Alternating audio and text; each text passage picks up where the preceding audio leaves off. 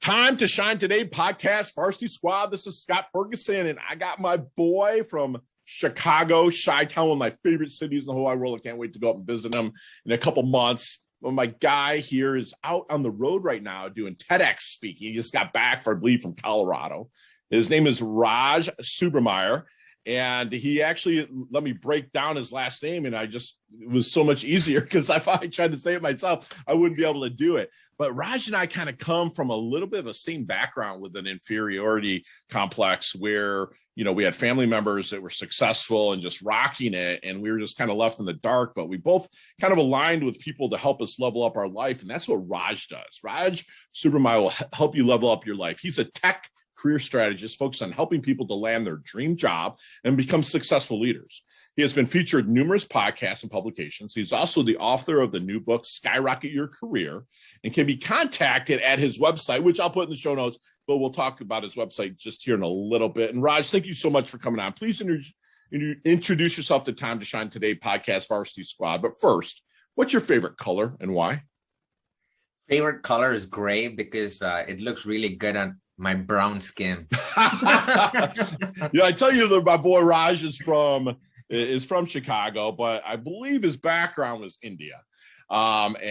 He's just got this smile and eyes that just suck you in. You want to listen to him. He's a fantastic speaker. You can check him out on YouTube and whatnot. But Raj, let's get to the roots, man. Let's start a little bit with that inferiority complex that I resonate with you with, and kind of work from there in your roots and then move forward into how you're helping people level up now. Yeah, man, I think that'll be a great starting point for your listeners and viewers as well. Yeah, let's do it. So from my thick Texas accent, you already probably know I was not born in the United States. So I grew up in the southern part of India, and I was the younger of the two kids. And since a young age, I had this inferiority complex similar to you because my dad was super smart. Since he was born, he studied in scholarships throughout his life. Then you had my brother, who's a genius. He has 3 masters and a PhD. Oh. And then there I was, the average Raj, who didn't do well in anything. You name it, sports, academics, dating, I was average in everything. And a part of Asian culture is focus on academics. And growing up, I was constantly being compared to other overachievers around me from an academic standpoint. And I could never live up to their expectations, even though I tried. And this constant trying got me into this place of anxiety, stress, depression. And this kind of continued throughout my childhood till my second year of my undergrad. Mm-hmm. And then I had an awakening. I still remember the moment because I was in my study room. All of a sudden, my chest started hurting. I thought I was getting a heart attack, but now I know that was my first panic attack. Yeah, anxiety, baby. Yep. I know. And apparently 19 years of holding my feelings within myself, it just burst out in that moment. And I just was crying for 2 hours, right? Because I came to this realization that all this while I was living a life based on other people's opinions, and I was letting other people's opinions be my reality. Once I started realizing that, I said, man, I've wasted so much of my time. Screw people. I know I have skill sets. I'm going to take matters in my own hands. I'm going to carve my own identity. I'm going to strive for greatness. And that's when the real transformation happened. And to cut a long story short, 16 years from then, I have transformed my life from a shy, introverted kid earning a minimum salary into an international keynote speaker, author, and tech career strategist running a 6-figure business. And this is what I tell people. If an average guy like me can make a change, so can anyone else. I love it. I love it, man. And so are you saying you're in your 30s? I look like a 22-year-old, but I am in my late 30s now. Oh, dude, because I'm doing the math, and I'm like, Squad, if you see this handsome devil, man, there's no way you think he's coming up on the 4-0. That's awesome, man. You take care of yourself too, obviously, because you wouldn't be able to. You look the way you do in shape and fit and young if you didn't. That's awesome, an interesting man. Story because I actually lost 50 pounds in 2016 in 6 months. Good for you, man. And you've kept it off. And since then, I have kept off the weight. And it's interesting because inside me is this fat kid And again, I'm not saying I was going to ask you about this. Thank you but for I'm talking that about up. myself here. So I grew up as a fat kid throughout my life. And then even though I'm 50 pounds lighter, still the demon, there's another guy inside me who comes out from time to time. Then I have to suppress him. And the way I do that is through mental and physical strength. We can talk about that, in a bit. But the point is, fitness is definitely something which is my primary focus. Yeah, you got to take care of the temple, brother. I grew up the skinny kid, believe it or not. I'm 6'1", I'm like 250 now. My waist, I always say this, my waist is still 34. So, and I'm a big dude and put together pretty good, but I grew up skinny. So I still have that complex of a skinny kid. Even when I'm on the jiu-jitsu mats and I'm just crushing people, I still feel like, man, I'm skinny, I'm weak, and that's something I was going to ask you is like, does any of that kind of time ever come back and haunt you a little bit? Meaning like how you thought about yourself then, and what is your exercise, your main go-to to get yourself back into into where you can thrive, where you've leveled up? The reason why I'm saying is that, I grew up again being told, oh, you'll be nothing, you'll never make money and never serve people and all this, you're not good enough. And I blasted through it because I surrounded myself with the right people to help me do it. But do you ever have that kind of come back and haunt you? What your feelings were before? Maybe you went to a holiday dinner with your family and then you're like, it just comes back to you, right? And then how do you get through that? You know what I'm saying?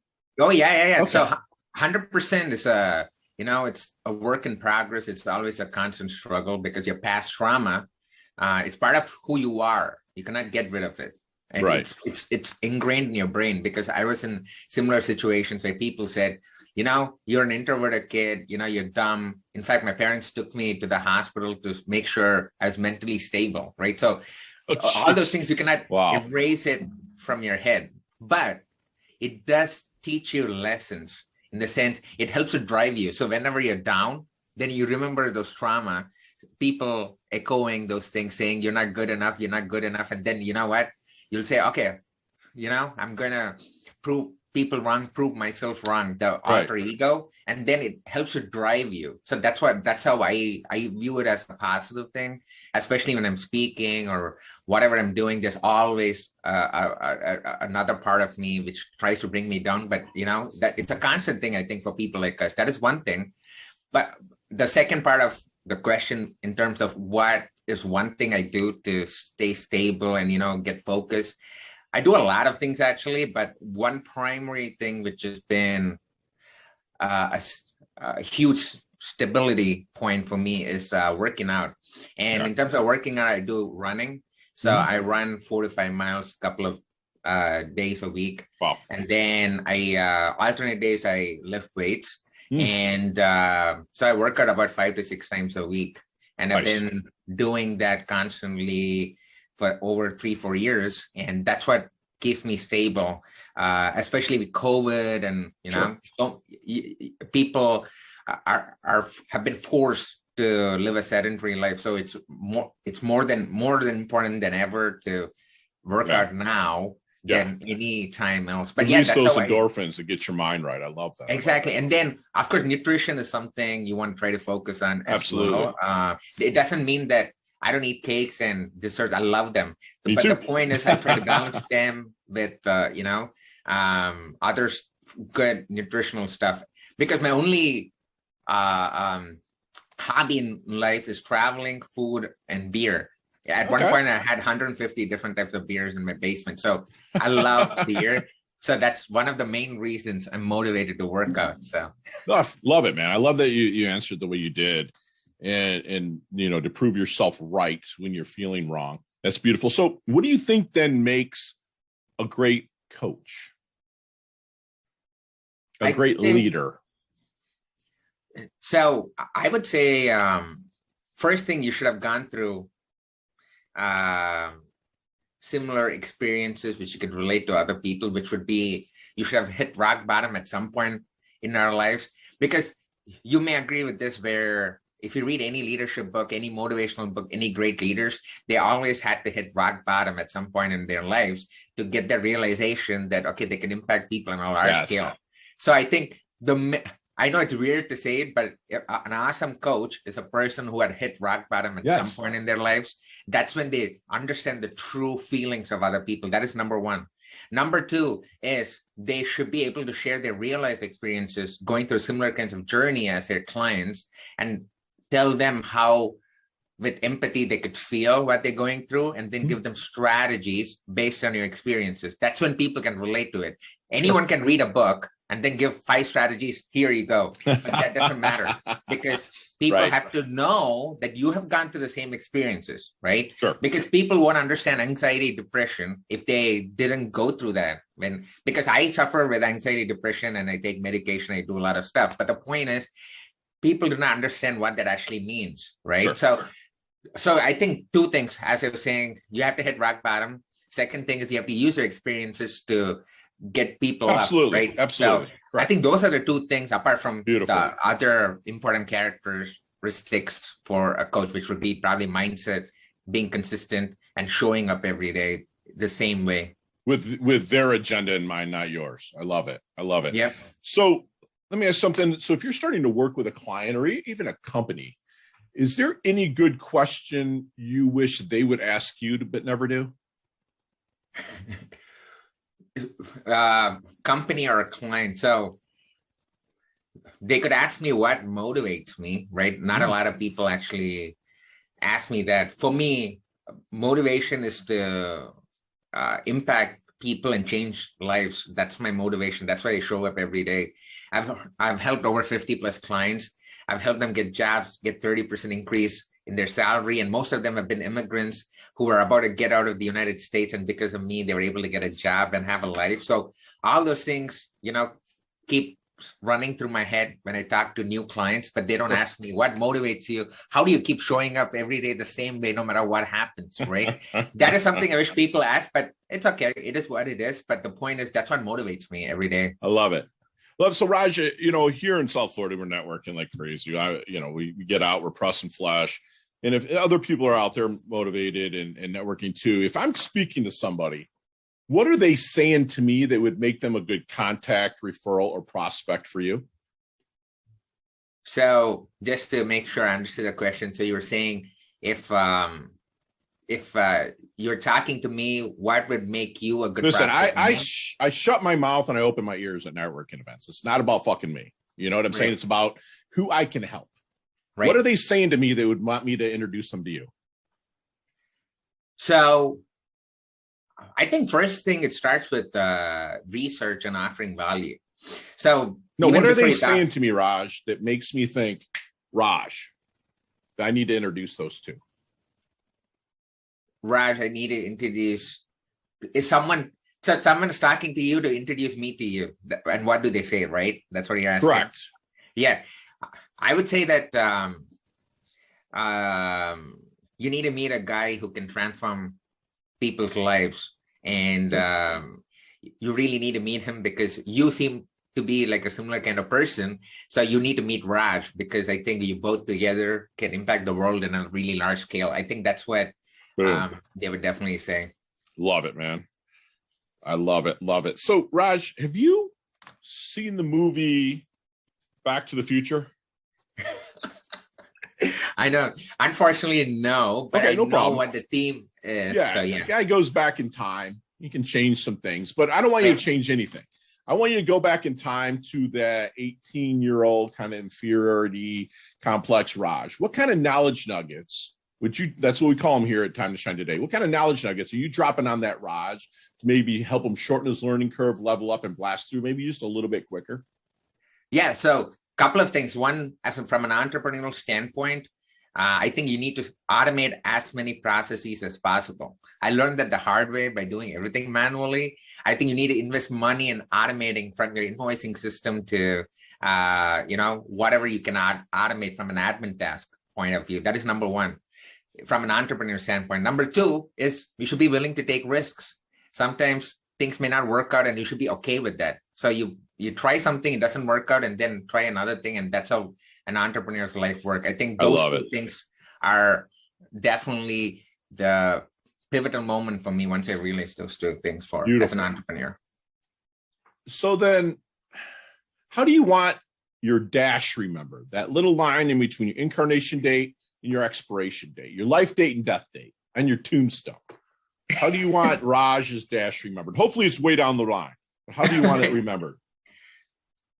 Again, it's about impact, man. So from day one, it's been about that. So I want to be remembered for the impact I made in people's lives, because you cannot take money with you, but you can actually, impact a lot of people's life before you leave. I think that's the only lasting thing. Other things do not last. I love that. I love it. So what do you think people misunderstand the most about Raj? Oh, they think I'm a perfect person with everything figured out. And I keep telling people, no, that's not the case. That's why I do a lot of videos and have a private Facebook group where I talk to people, because I have my own demons. I have anxiety, depression, stress, you name it. But I take action towards getting better every day. I think that's the only difference between me and other people. I love your transparency, man. I can feel your drive. I have clients that I've coached to the level and got them close to or at your level. And it's what you're saying exactly. You have coaches, correct? Right. Yep. Awesome. Oh, okay. 100%. Your coach has other coaches as well. Yes. I do. I have four myself. So it's like, I get it, man. I even make a huge investment myself with coaches. That's fantastic, man. I love that you said that. So what keeps Raj up at night? How I could impact people even at a larger scale. I'm constantly thinking about it. For example, as we speak, I'm working on my online course because I think that is going to impact a lot of people. Then after that, what's next? So I constantly keep thinking about ways to reach more people on a larger scale. And people won't believe this, but I truly do this for impact, and money is a byproduct of what I do. It is, dude. I love it. But yeah, it's about what I can do next, from an impact standpoint. Dude, your favorite word is impact. And I love it, man. I love it, dude. You are making it every day, dude. I have it stuck over here. I don't want to move the camera now because I feel you, man. But every day it motivates me. Why am I doing what I'm doing? Right? I think we should periodically ask that question. And if you're not able to answer that, then you probably want to get back to the drawing board and then do some retrospection. I love it. I love it in retrospect, and always go back and always look where you can level up. It's just like any coach is going to have you do anyways, man. Right. You know? I love it. I love it. So what's one thing you know for sure, Raj? One thing I know for sure is nothing is permanent in this world. Yes, people are affected by COVID, but remember that before we had the 2008 recession, then you had 2001 recession, then you had 9/11. So life is a bitch. So you are always going to get a curveball, and nothing's going to be permanent. So if you think that you start a multi-million-dollar business and that's the only thing you want to focus on for the rest of your life, the news to you is that it's not going to be a case. So you need to be ready that things change, and you just have to adapt to change. I love it. And I use kind of a biblical sense of this too shall pass, and like overlap your happiness is a whole course that I did with, a couple hundred of my clients. And you'll have let's say you pack up, you come to Florida, you're gonna hang out with Fergie for a few days, you're stoked, you're happy, but guess what? That vacation ends. So you got to do stuff every day to overlap your happiness. That's what we say, right? And then also bad things are going to happen. And it's how you handle it and respond, not react, but respond to them, correct? Yeah, 100%. This is what I tell people.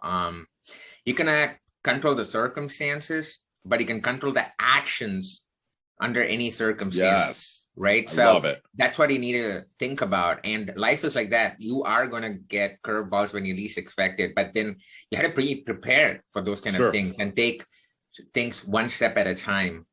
I love it. So then you mentioned it here, but it sounds like a lot of you haven't mentioned it. It seems like a lot of your premise around your company and you leveling up people is taking responsibility. And I want to ask you, what's your definition of responsibility?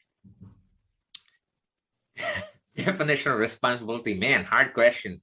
I know different people have different interpretations of it. For me, responsibility is showing up every day and doing the work.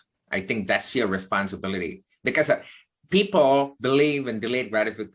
Do not believe in delayed gratification where they want immediate results. They go to the gym for 2 days, immediately want a six-pack. It doesn't work that way. It doesn't work that way. Our careers doesn't work that way. Our life doesn't work that way. So you just need to do the work and be consistent. And I think that is our responsibility, no matter what happens, no matter what the circumstances are. You know, I was taught by my mentor, my coach, actually, the responsibility is nothing more than the ability to respond. Nice. Yeah. It's right in the word itself, responsibility, the ability to respond. And you just nailed it with impact. And I love it. I love your definition, man. I actually have that written down right here. So let's get another question for you. Let's take out of the equation anything electronic that includes cell phones, tablets, computer. What are 3 things that Raj can't live without? So no electronics, right? So Nothing. One thing would be books. I love books, as you can see in the background. I read about at least close to 30 to 40 books a year. That is number 1. Right there. Me and you are like brothers from different mothers, I tell you. Number 2 is hydration. So water. I always take a water bottle with me. And number 2. Number 3 is my workout shorts and workout gear, because even if I go to a hotel, I actually work out in my hotel room. So those are 3 things which I cannot live without. Dude, so for sure, movement's important to you, and I love that. It's key to every one of my mornings. You know, I have my power hour, you know, and it's like I call it getting hydrated, right? Getting moving and getting lit.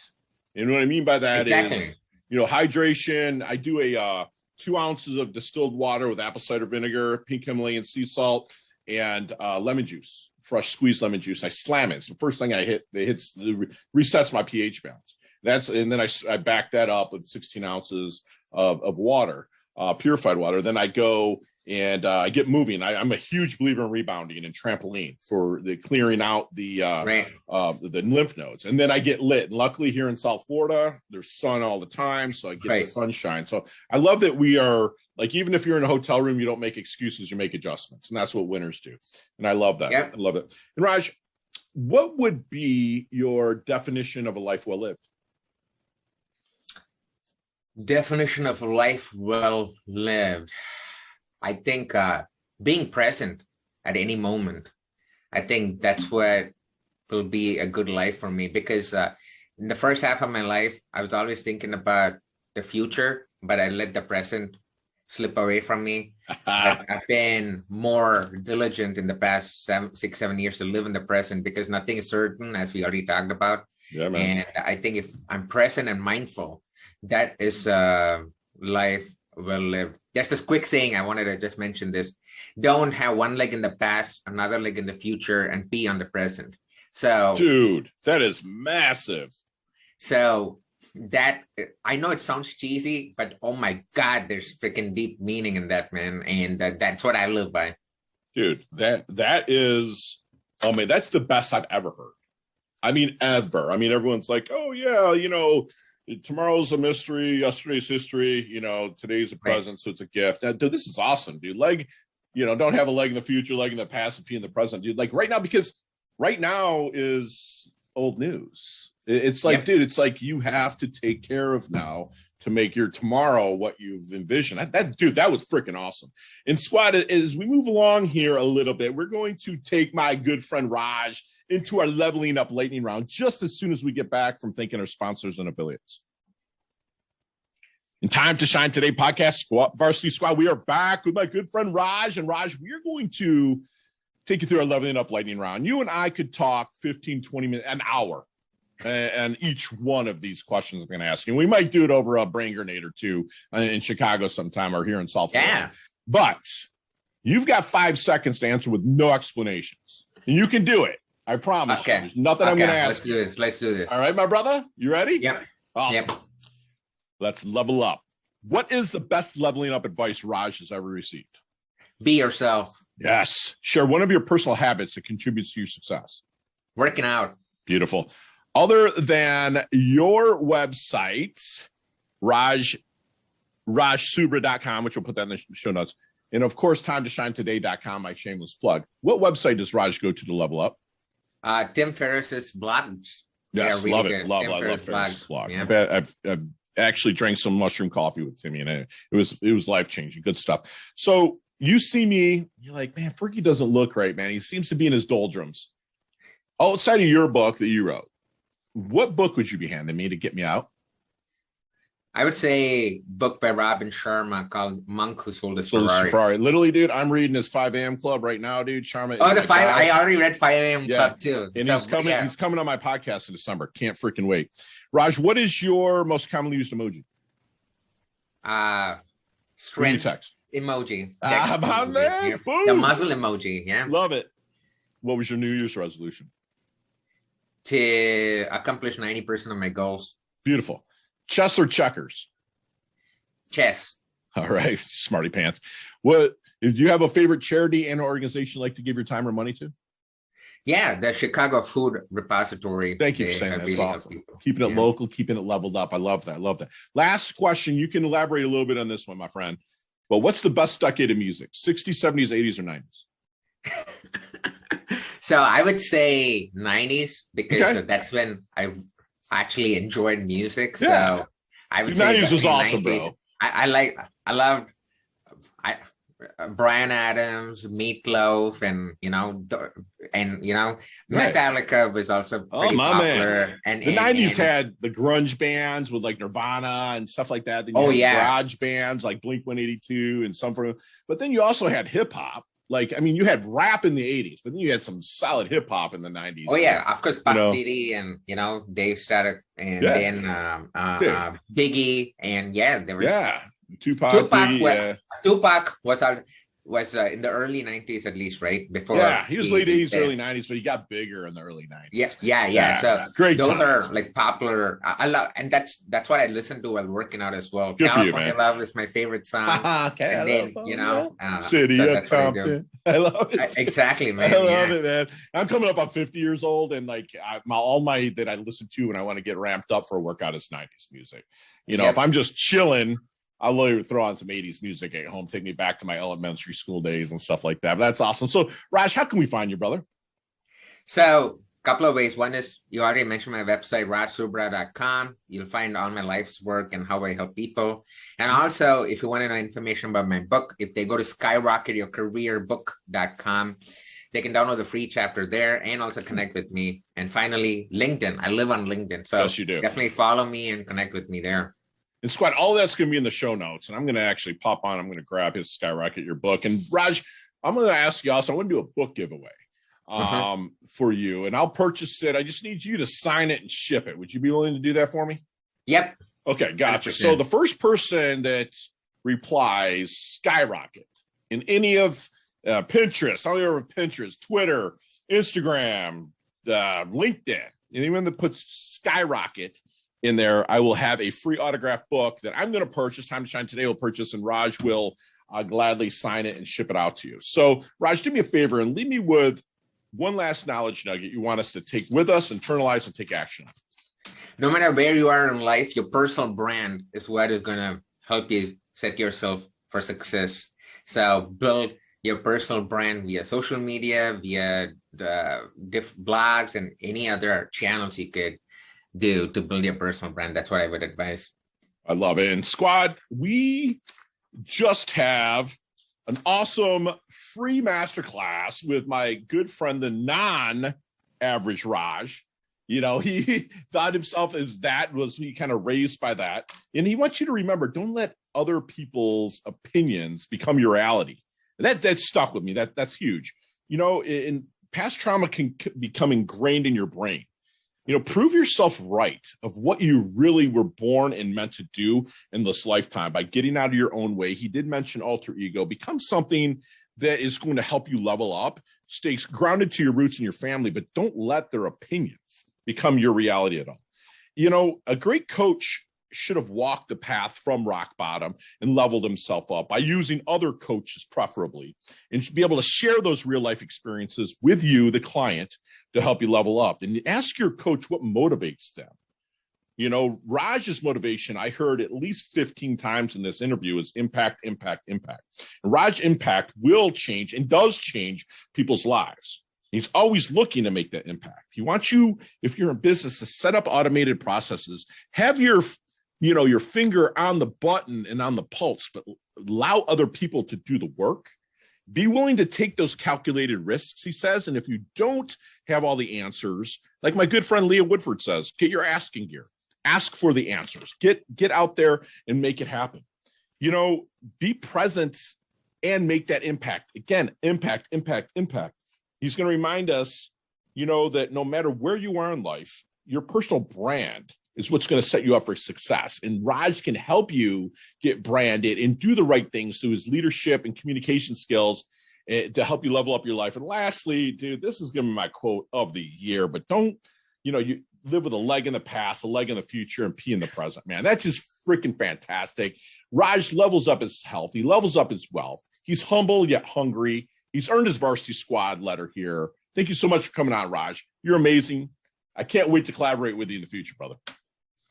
Thanks so much for having me, man. And thanks for also showing up consistently and impacting other people in your own way as well. So thank you. Love it, brother. I'll talk to you soon. Love your guts. Bye. Sounds good, man.